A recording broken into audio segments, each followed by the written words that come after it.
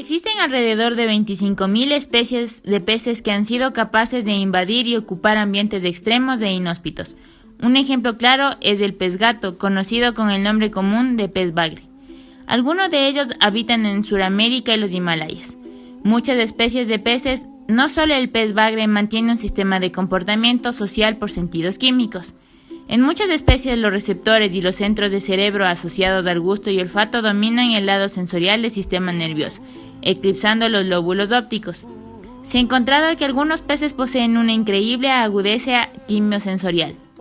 En la Universidad de Michigan se hizo un estudio de la sensibilidad quimiosensorial del pez gato del orden Siluriforme, que se caracteriza por su alto desarrollado sentido del olfato y gusto.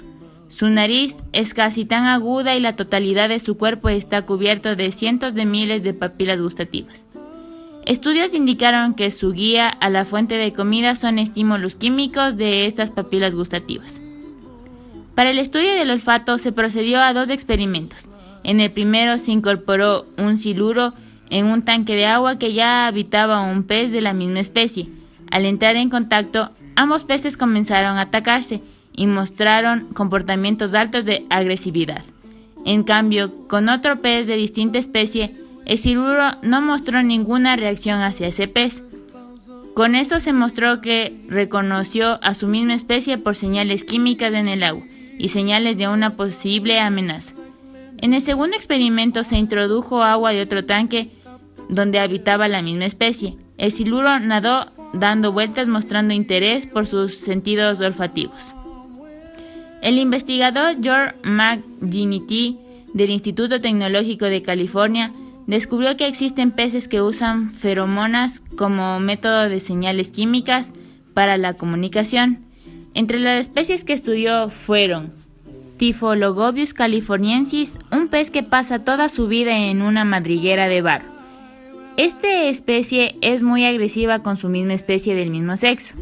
Una hembra y un macho pueden vivir en pareja, pero si aparece un intruso del mismo sexo, comienza un combate de muerte, y el ganador se queda viviendo en la madriguera con el cónyuge como si nada hubiera pasado.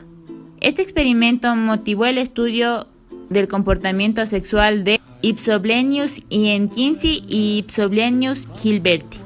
Se intentó emparentar estas especies. Hubo interés en ellas, pero no hubo un cruzamiento sexual. Evidentemente, debe haber habido señales que distinguió a la especie y evitó el entrecruzamiento, porque reconocieron que era otra especie. El propósito de este experimento era buscar las señales químicas y las feromonas, y se descubrió que solo los machos segregan estas feromonas. Existen sistemas de cortejo que pueden estar asociados por una fuente motivo sexual que se da por feromonas. Sin embargo, los resultados indican que la feromona producida por las hembras durante el cortejo es la señal que aleja a ambas especies en un mismo lugar, previniendo el entrecruzamiento. Regresando a los siluros, se ha observado que Ictalurus natalis y Ictalurus nebulosus representa el pico evolutivo de los sentidos químicos en los peces. Sus órganos olfativos y de gusto se extienden de gran medida, al igual que sus regiones cerebrales, en esos sentidos, y aunque su capacidad visual es ausente. El neurólogo Gel Atema estudió estos peces y llegó a la conclusión que establecen un territorio y lo defienden de intrusos. Todo dependerá del hábitat en que se encuentren. Si se encuentran en lagos, ocuparán su territorio debajo de un tronco o una madriguera. En el caso de un tanque, estos marcan solo una pequeña fracción de agua sin entrar en contacto con el otro pez de la misma especie. Si se incorpora otro pez nuevo de la misma especie, el pez residente atacará a ese pez.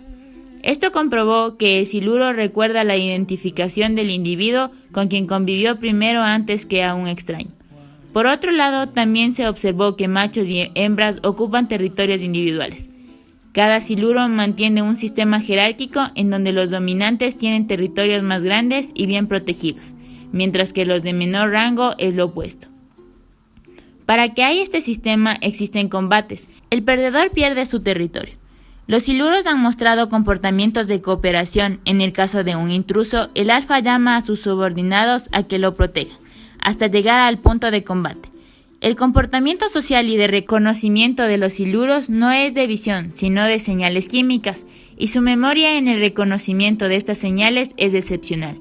Se realizó un experimento de reconocimiento de señales positivas y negativas.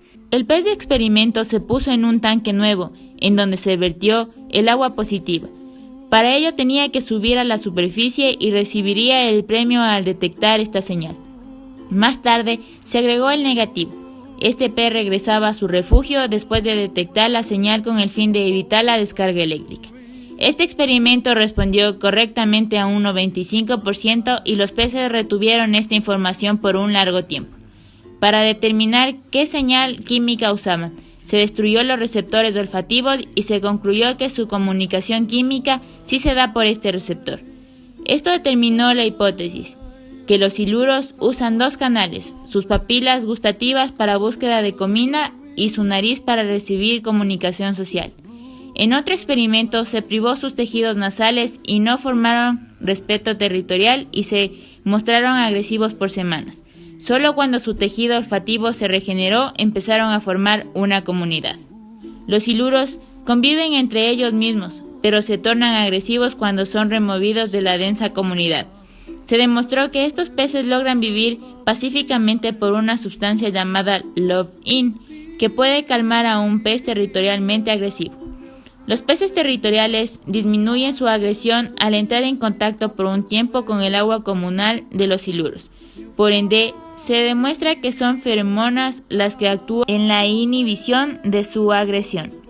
La fuente de estas señales químicas se debe al olor de la mucosa que segrega la piel del pez para identificar individuos de la misma especie. Otra sustancia sería tal vez las secreciones de las gónadas para identificar el sexo de los peces.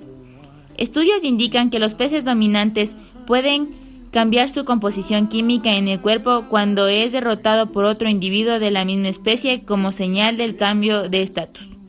Tenemos pruebas de que existe algún tipo de comunicación química entre una especie y otra, y se sigue haciendo estudios en cómo descifrar el lenguaje químico de los siluros en un futuro para uso industrial y agricultural.